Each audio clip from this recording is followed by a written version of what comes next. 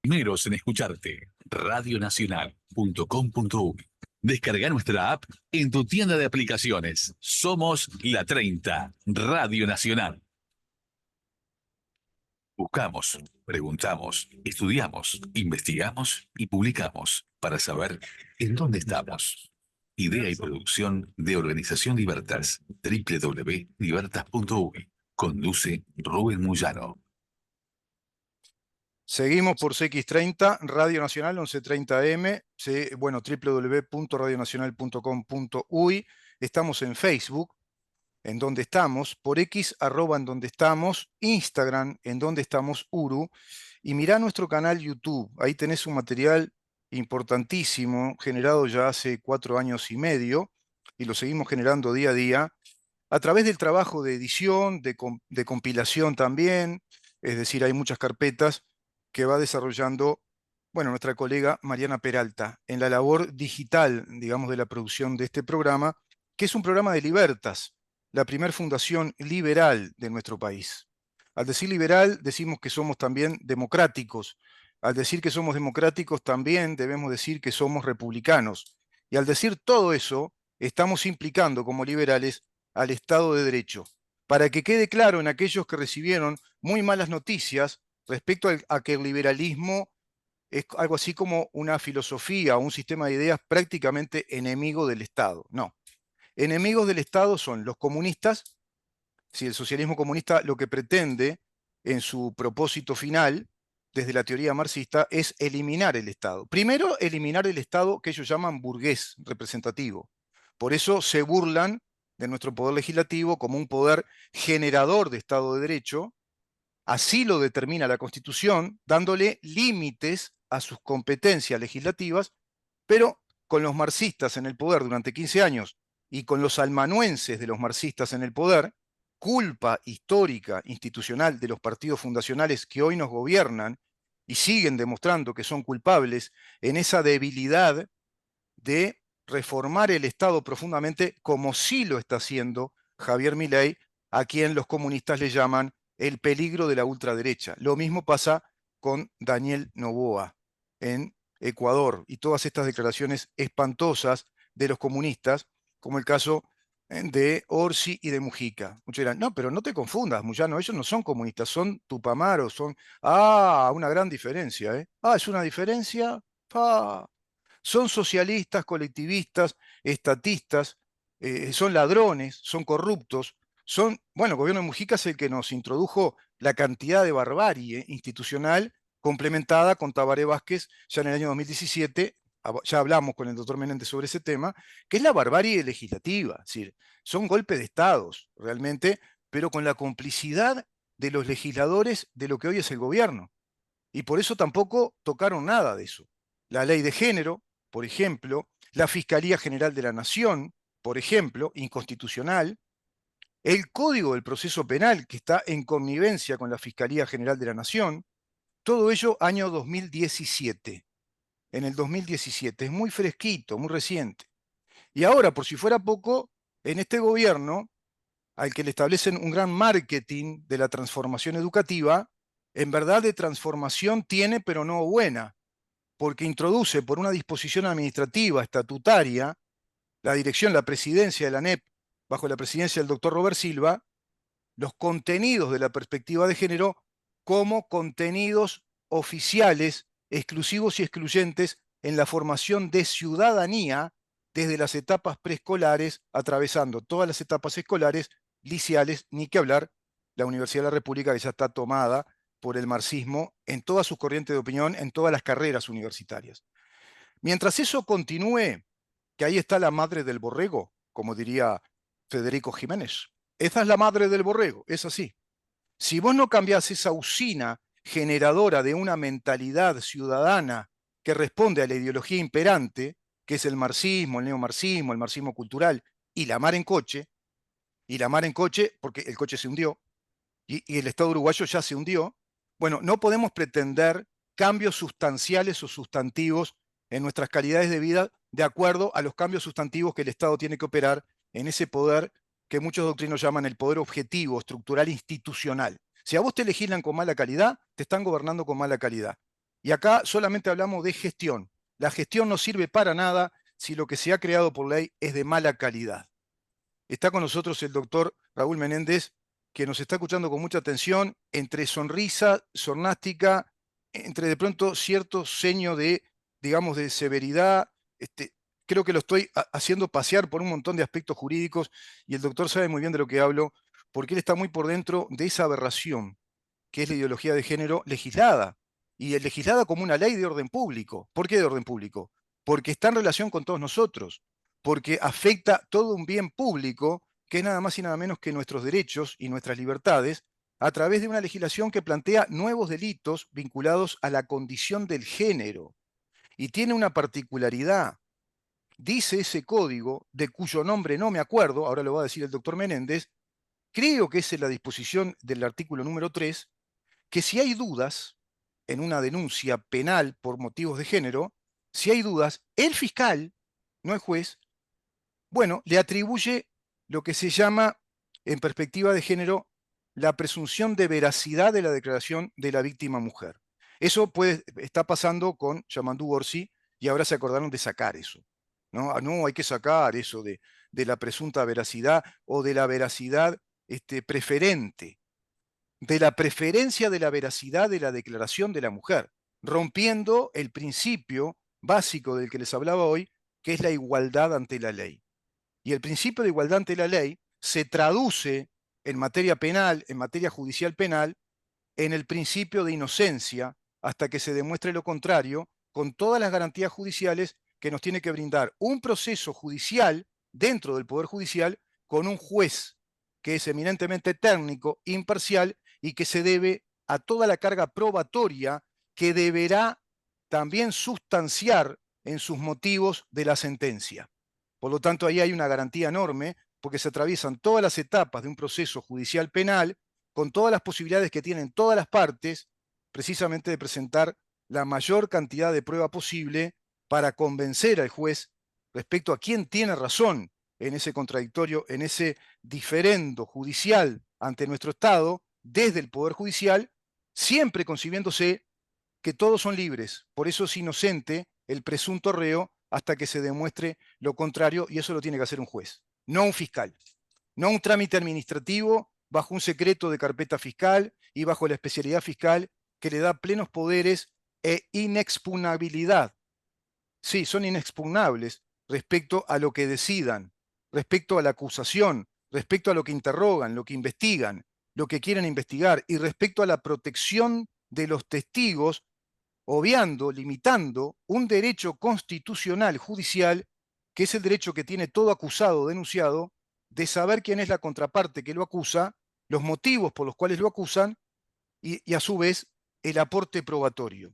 No solo la carga de la prueba, sino el origen del aporte, de dónde salen todas esas pruebas, y deberá entonces exigir la pericia del juez de la sede judicial para investigar, digamos, los fundamentos y el origen de esas pruebas, y también tiene toda la chance de presentar contraprueba, de ofrecer prueba en contrario de esas pruebas, y ahí comienza el contradictorio, lo que no ocurre hoy. Hoy es un mero trámite administrativo dentro de una fiscalía.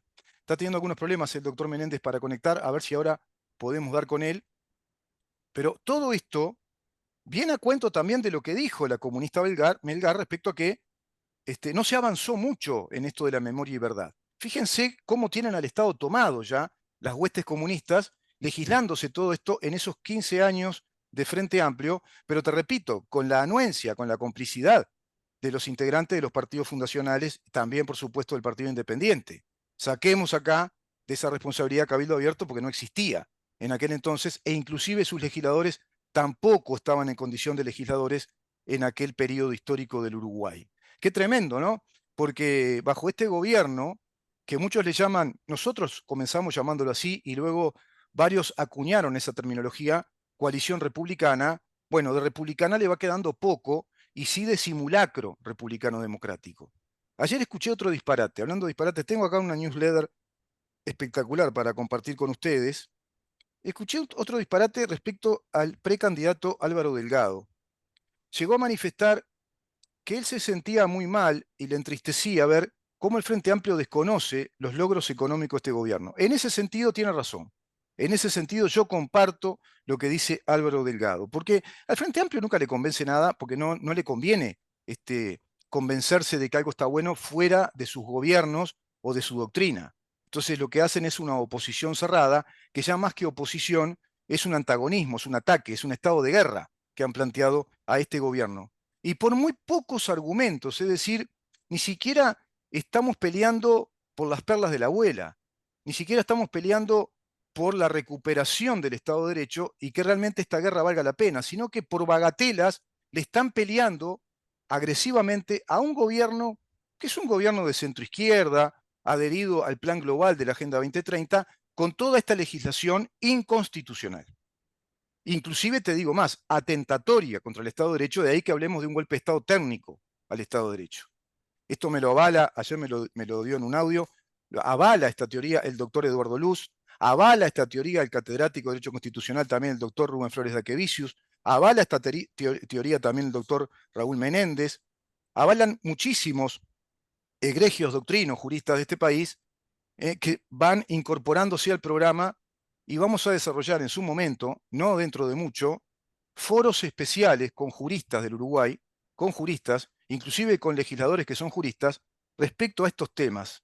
Y el tema que más importa hoy por hoy es el atentado realmente agraviante para con todos nosotros desde ese plebiscito del PIT-CNT contra la Constitución, contra la propiedad privada, contra el emprendimiento legítimo dentro de la actividad privada, como es el plebiscito contra las AFAPs privadas y el universo de ahorristas que han capitalizado y siguen capitalizando mucho más. Recibía una noticia de que había muchísima capitalización. En ese sentido, digamos que el fenómeno económico de este gobierno ha sido, bueno, yo te diría que en resumidas cuentas, positivo, mucho más positivo, benigno que todo lo anterior, no cabe duda. Y es un gobierno que tiene, en ese sentido, los cabales de proteger la propiedad privada.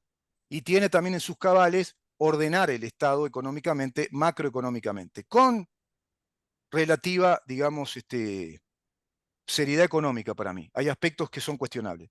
Siguiendo con lo de Álvaro Delgado, segunda parte, también dijo que le entristecía mucho ver cómo el INE, el Instituto Nacional de Estadística, no tomó en cuenta con los datos de pobreza, porque los del Frente Amplio dicen que hay mucha pobreza hoy, el INE dice que la pobreza continúa y hay un bajo crecimiento del Producto Bruto Interno, es cierto eso, y Delgado decía que le entristecía ver cómo el INE no tomó en cuenta el tema de los, no la quiero macanear, voy a decirlo así, no tomó en cuenta que el gas es muy barato para la gente muy pobre, que la luz también es muy barata y el agua. Y que eso significa que esa gente muy pobre no paga esas cantidades, por ende también, de alguna manera indirecta, son ganancias de los que son muy pobres en el país. Y que eso no lo contabilizó en la estadística el INE como signos que están abatiendo la pobreza. Lamentable lo que dijo Delgado. Es realmente una animalada del punto de vista de las ciencias económicas y del rigor, si vos querés, del canon o el estándar de una medición de pobreza. La estadística de la pobreza, gracias a Dios, se mantiene, digamos que en el estándar o en el canon, de medir los ingresos económicos por persona y por familia, la situación patrimonial de esa persona o de esa familia, y así un montón de variables, endeudamiento, etcétera. Que yo no sé si acá es tan completo todo eso, pero esas son las variables que tiene que medir. Ahora, los subsidios no, Delgado, porque estás hablando de subsidios. El subsidio es una partida de dinero que el Estado le da a los que son muy pobres y en definitiva, ¿quiénes están haciendo eso? Todo el resto de los uruguayos a los que el Estado le saca la plata, el gobierno le saca la plata para que se transfiera a esa gente. Porque lo que esa gente no paga de gas, no paga de agua, no paga de luz, la paga el resto. Entonces suben las tarifas. Además de monopolios energéticos del Estado, de empresas monopólicas que trabajan al berre, ¿te gustó? Al revés de cómo trabaja el mercado abierto de competencia desde la actividad privada. Pero como nuestro Estado es muy socialista, tenemos monopolio de energéticos difíciles, muy difíciles de sacar, ya se vio con Jorge Valle, se vio con este presidente, porque las huestes comunistas te movilizan todos los sindicatos, te paralizan el país y te hacen una campaña agresiva y mediática ante la población de que las empresas uruguayas no se pueden tocar. Una falacia absoluta. Empresas uruguayas. Son monopolios del Estado que nos salen carísimo. Y bueno, en ese sentido se suben las tarifas para todos nosotros. Por otro lado, también por la vía de los impuestos, la transferencia económica a través de impuestos que son altos. Por otro lado, para sustentar eso, más la cantidad de empleados que también encubiertamente están subsidiados, es decir, la montaña de cientos de miles de funcionarios públicos, nos salen carísimos, entonces también hay que establecer un desarrollo financiero de regulaciones administrativas para todo tipo de emprendedor en el país, para las pymes, las mini pymes. Entonces, este Estado es muy caro, es carísimo. ¿Por qué? Porque es muy estatal, porque es muy grueso, muy grande, muy pesado, es muy estatal. Es lo antagónico de un Estado liberal de derecho.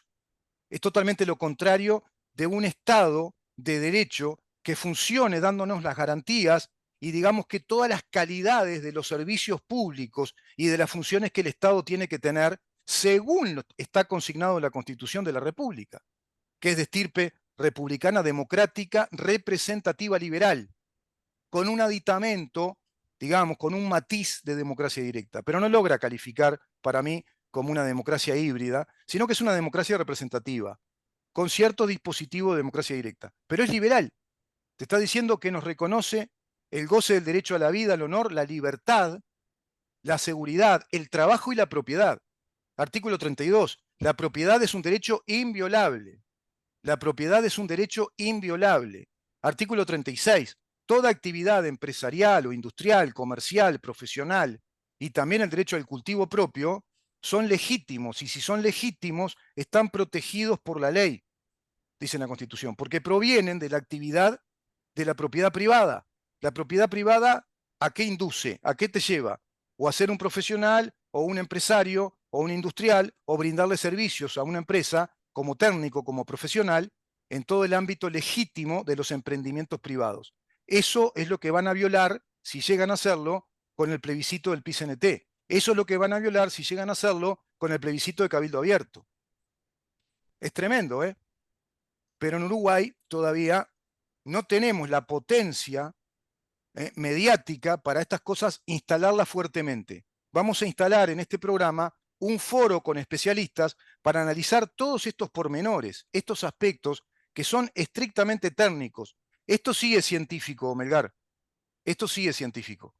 Y vamos a hablar con científicos del derecho, con científicos de la teoría de Estado, con científicos de la razón de ser de un gobierno, que no es lo mismo que el Estado. Los gobiernos pasan, el Estado queda.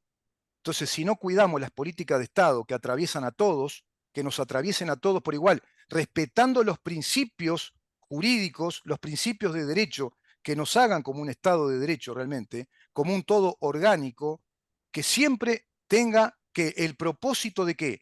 De proteger nuestras libertades individuales, que sea un Estado eficiente y efectivo, con los funcionarios que corresponden. Y los funcionarios tienen que aceptar que son subordinados de la función del Estado, son subordinados jerárquicos que no pueden integrarse a actividades externas, a externalidades tales como sindicatos que pretenden, y de hecho lo hacen, cogobernar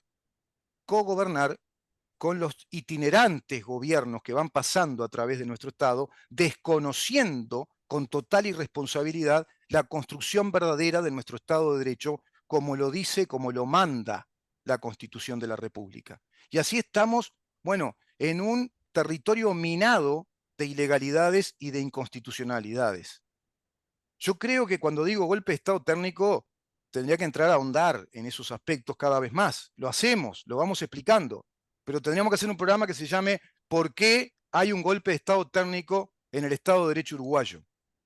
Y algo por el estilo para comenzar a hacer foros con estos especialistas y difundir ante todos ustedes la conciencia pública necesaria, establecer un estado de conciencia pública necesaria de que nos están robando nuestras libertades, nuestros derechos inviolables, nuestros derechos personales, nuestros derechos subjetivos, nuestros derechos de familia, y nos están robando todo eso desde legislaciones inconstitucionales y fundamentalmente desde el sistema educativo que han montado, que han instalado, que es estrictamente ideológico, violatorio de la laicidad. Vamos a hablar respecto a este tema también con una eminente especialista, que es la doctora Grisel Pereira, afortunadamente columnista del programa ya hace bastante tiempo y amiga de quien les habla, que también integrará ese panel de juristas, porque ese es un aspecto clave de la estructura de un Estado de Derecho y de la generación de ciudadanía con valores republicanos y democráticos.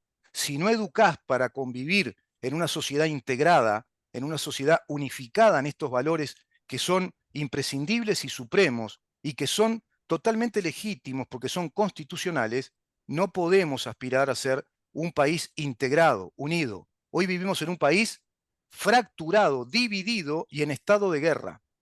Pero quienes tienen que librar la guerra, no solo la batalla, sino varias batallas en distintos frentes, no lo están haciendo. Y sin embargo dicen las disparates, las aberraciones que dice Álvaro Delgado como el principal precandidato de esta coalición de gobierno, justificando el subsidio, justificando la industria del subsidio. No sé si él se dio cuenta. Claro, como dice Laura Raffo, él no es economista, él es veterinario. De ahí que se mandó una animalada desde el punto de vista económico. Disculpame, Delgado, que te deje regalado así, pero tengo que decirlo porque eso no es nada bueno para nosotros, tener un candidato con mucha chance a ser el futuro presidente que nos justifique la financiación del subsidio y pretender que se mida la pobreza en su descenso respecto a los subsidios que el Estado le da. No, no es así. Económicamente lo que decís es un disparate. A su vez, ese subsidio, si vos lo legitimás como permanente, vas empobreciendo al resto de la sociedad. Tendré que volver a explicar la teoría y la ley de la ventana rota que nos explicó el eminente Bastiat, Frédéric Bastiat. Bueno, no pudo conectarse con nosotros el doctor Menéndez. Nos vemos mañana a partir de las 10 de la mañana. Gracias, Ramón, por estar ahí. Tremendo, tremendo colega y sonidista también, junto a Maxi Pérez.